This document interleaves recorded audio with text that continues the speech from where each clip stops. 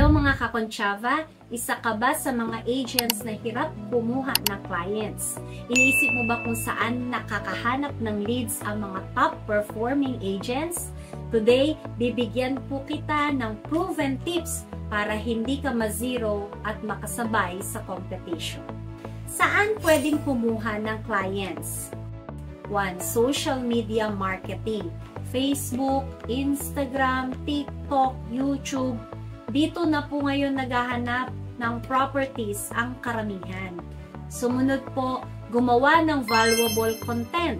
Hindi lang po listing para hindi nakakasawa. Mag-share din po ng tips and experiences. 3. Mag-invest po tayo sa Facebook ads para mas maraming makakita ng properties mo.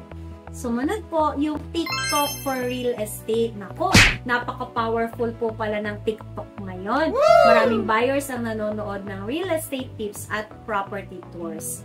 Tapos, gumawa din po tayo ng mga short, engaging, and informative videos para ma-attract ang ating potential clients. Huwag po tayong matakot na mag-experiment. Kahit simpleng video, basta may value, sure po ako papatok po yan.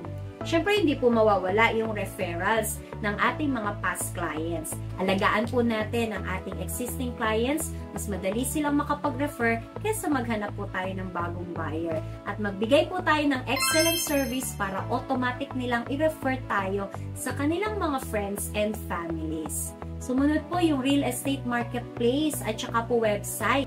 Naku, mag-post po tayo sa Lamudi, sa Property24, yung Carousel, at iba pa pong real estate platforms.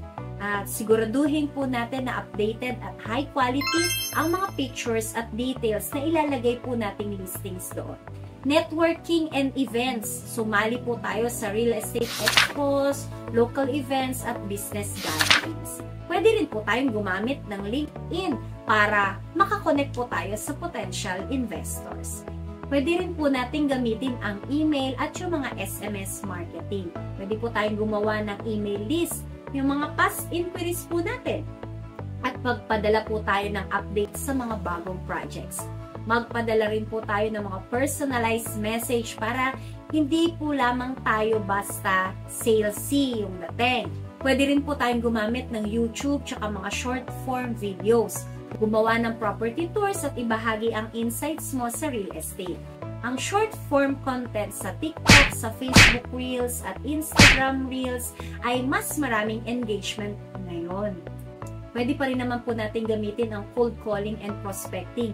Kahit old school, effective pa rin po ang mga ito, lalo sa mga pre-qualified leads. Mag-set din po tayo ng daily target kung ilang calls and messages ang gagawin natin everyday. Sa Facebook groups at saka po sa community engagement, pwede po tayong sumali sa mga OFW groups, yung property investment groups, at mga home buyer communities. Huwag po tayong mag-hard sell. Maging helpful muna po tayo bago po tayo mag-offer ng properties. Consistency is the key. Consistent postings sa Facebook timelines, sa stories, sa reels. Bawal po ang tamad. Kahit walang likes at comments, tuloy lang po ang pagpo-post. Okay lang po yan. Ang consistent na agent, siya ang unang maaalala ng buyers kapag handa na po silang bumili. Kaya sipagan po natin ang posting. Post daily, share valuable content, at huwag panghihinaan ng loob. Kailangan din po kasi nating sumabay sa teknolohiya. Mag-invest po tayo sa TikTok. Matuto po tayong gumamit ng CapCut, ng Canva, at iba pang editing tools para makatulong sa ating mga postings at video content. Palagi ko pong sinasabi na continuous learning ang pagiging agent. Hindi tayo dapat napapagod matuto ng bago araw-araw. Huwag po tayong mahiyang magtanong at magpatulong sa atin pong mga kaibigan na marunong nang gumamit ng mga ganito. Let's be humble and ask for help.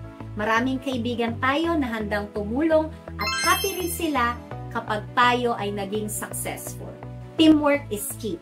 Maaari ka rin humingi ng tulong sa mabait po ninyong mga broker. Tiyak akong tuturuan kanya kung paano makakuha ng clients. Teamwork po ang kailangan para sabay-sabay tayong magtagumpay sa real estate. Ito po i-shout out ang aking pong mga kaibigan. Shout out po sa aking mga friendship na brokers, Bonnie, Lucy, and Risa sa pag-guide po sa akin sa makabagong paraan. Ikaw rin, Kakonchava, may mga kaibigan ka rin na katulad nila na pwedeng tumulong sa'yo. Sumabay ka sa pag-unlad. Kaya mga Kakonchava, huwag po tayo magpasiro. Apply po ang mga tips na ito para lagi kang may kliyente. This is Natalie Concha of VS Concha Realty. Real estate is for everyone. Let's learn and grow together.